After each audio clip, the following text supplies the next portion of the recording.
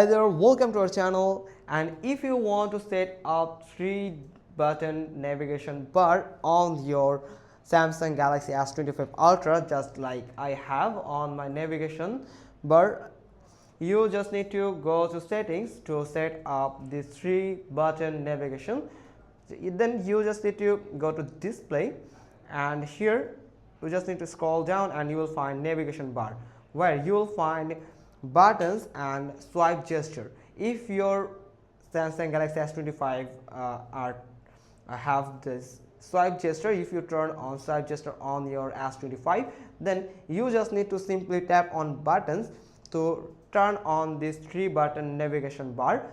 You just need to tap on it and it will appear at your navigation bar. Then you can just simply tap on more options, where you can arrange the navigation buttons. Here you can find 2 types of button orders. You can select according to your needs. That's how you can set up 3 buttons navigation on your S25 Ultra. Hope you got this. If so, then give us a thumbs up. Don't forget to subscribe our channel, click on the bell icon, and we will get back to you soon with another informative video. Thanks for watching. Till next time.